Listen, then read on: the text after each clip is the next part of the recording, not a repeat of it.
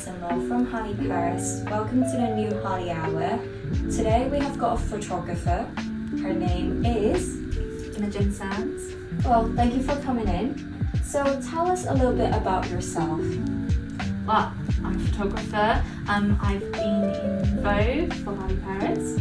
Yes, your minimalist collection. Yes. But I love portraiture and pageantry and taking photographs of pageants, but portraiture is what I love.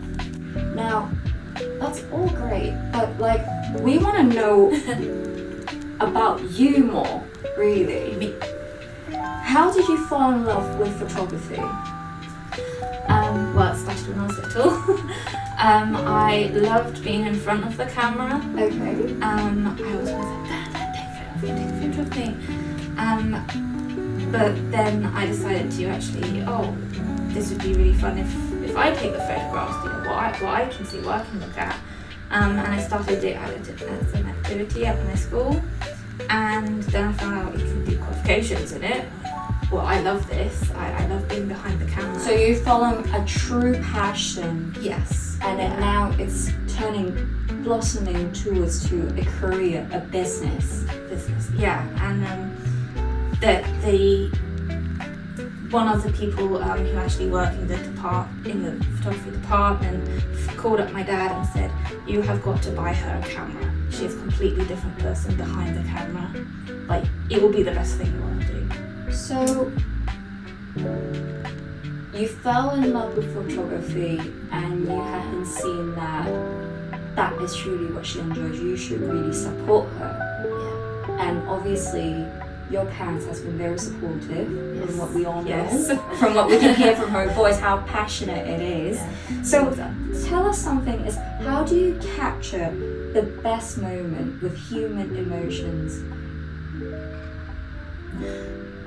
Well, pretend I'm not there is really what I say to people when they first meet me. That's always a good one, is pretend I'm not there. Yeah. Do your own thing. Because most people, as soon as you bring out a camera, everyone seems to freeze and stop in motion and go, watch it, and you become fully conscious of your body. Okay. And that's not what you want, because that's not who you are, that's not how you naturally act. Now it's another thing if you've been in front of cameras for a long time. It's like with our phones, everyone's really comfortable with a phone, but that's because the phone's been out for Well, ages. we see it every day. Exactly. We see it every day. So how do you capture the best moment? Because obviously you get the time limit for 1 hour, 2 hour photo shoot, and you still need to capture the best moment of them. How would you capture the best moment of that model if they're nervous around the camera? Is there any tips and tricks? Or is it a secret recipe from a photographer? I make them laugh.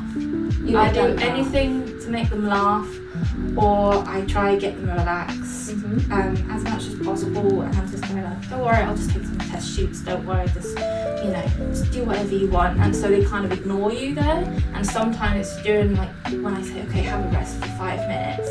Sometimes then when they're relaxed and they're doing something, I have a photograph of my daughter on my shoot that I did, and they just rested for 5 minutes and had a hug, and it's a gorgeous photo between mother and daughter. So it's really about how the model connects with your passion. That is the true essence in capturing the real moments. And connects with me as a photographer. Which If you're is comfortable very with you, important. yeah. Because if you're comfortable with me, then that's really.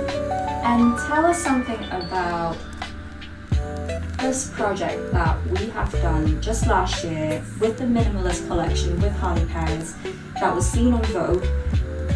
How have you taken that photo, the photo that has been on the magazine? Tell us about how did you capture the jewelry as much as possible, yet also being shown as the model as relaxed as much as possible as well? How did you Do it. Yeah. How did you do it? Well, just seeing the jewellery just in person, and also you're lucky had a beautiful sunlight through the window. It's gorgeous, and you could see the different colours in the stone, in the gemstone, and that's what I really, really wanted to capture, because I haven't seen that in person before. I want to do my best with what I have to capture that, and it was mostly due to natural lighting from the sun, and then just slowly moving around, like me moving around the model slightly moving as well. Unfortunately the model's like really good at like posing and kind of being calm in front of the camera, which helps.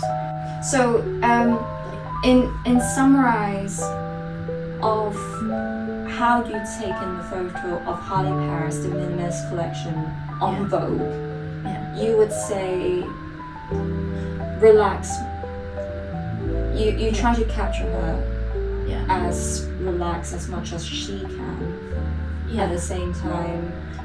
Because the one that was on Vogue, I'm honest, she just went over to the window and just decided to stand there. I went, right, my camera's already set up for filming, but that's a great shot, so I just took it off. I was like, that's generally how it happened.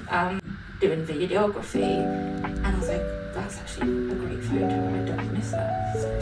So that's you were chasing the moment. You were chasing for the moment. You know that moment was going to come in. Now, moving along to talking about Vogue, we're now going to be talking about in the world pageants. And I've noticed on your portfolio, you have taken certain pageant competition. Yes. Now, is there a piece of pageant world jewelry that has captured your eyes the most, yet also something that you would love to take photo of? Well, providing you also get to touch it and try it on, of course. Well, my first love is the Miss International as a pageant. When they released the brand new crown for the 2022 winner, it was absolutely gorgeous. It was perfect. The finals are held in Japan, and it's inspired by Sakura, cherry blossom, and it's gorgeous. The shape of it, the height, it represents. So let me cut you off right there quickly. Is you like how tall the crown is? Yes. And the shape of the crown. Yes. Oh, okay. So it's height of the crown is an actual thing. It's like the taller the crown, the better, or is it personal choice? It's personal choice. Of course, there are some crowns like this, and it's really how they're structured.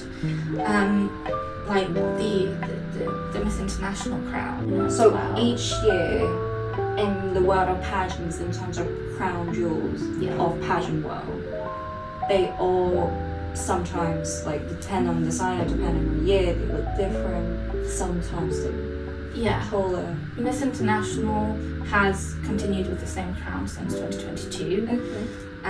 It did need updating to represent really, Japan being the host country for internationals, and I think it's really good that they made that choice to actually celebrate our country, to celebrate something that we love. But sakura is a very beautiful flower, and I mean, in general, flowers, they are quite beautiful unless you got an allergy, which I do have, but I still can appreciate it. This is just a bit of a joke. So my other question would be, if you have to take more jewelry photos in the future, what would you like to take more and tell us? Like, this can be anything. It could be a personal, sentimental piece, of course.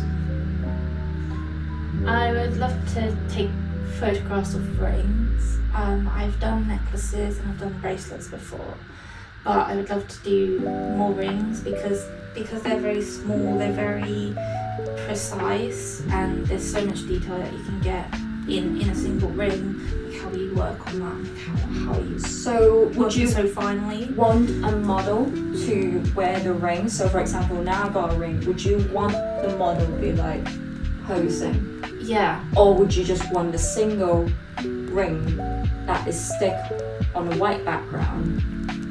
Which one is your style? My style is working with more. Okay, so you would want it to be like this, this, Pose with the ring. Pose with the ring as much as possible. Obviously, it's a lot more close up than just me doing this.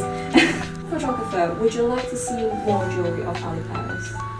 Yes, I would. I'd love to, because you do the reels of the bracelets and you see how the stones work in the light. I would love to see that more in the photography. Do you like the pretty stones and the colour, how vibrant, the hue of the stones? Yeah, and also how you've put them together.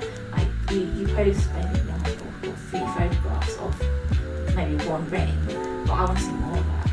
You know, I want to see different parts. I want to see. So in the future, I know who should find as well. So what does luxury lives in the pink to you means as a photographer? To us, to me, as a founder and designer, it is the beauty, confidence, clarity, and wellness. What about you as a photographer? To me as a photographer, I feel it's the emotion, the feelings, the truth of the beauty on the inside coming on the outside. And as a photographer, that's what I want, what I try to do, what I show you. Look how cool, like, beautiful you are, and that's what I want you to feel when I take your photograph or when I do photo shoots. I want you to feel good in your own skin. So capturing the true emotions of a person that is the meaning in pink photography to you. Is that correct? Yes, to me, yes. Oh, yeah. That's wonderful and that is beautiful. We like to keep things authentic and as organic as much as possible. So, thank you so much for coming in. You're welcome. And I hope to see you trying on some lovely jewelry from Harle Paris. Yes. And we hope to see you capturing a few more lovely photos of Harle Paris jewelry in the future. Thank you for joining us.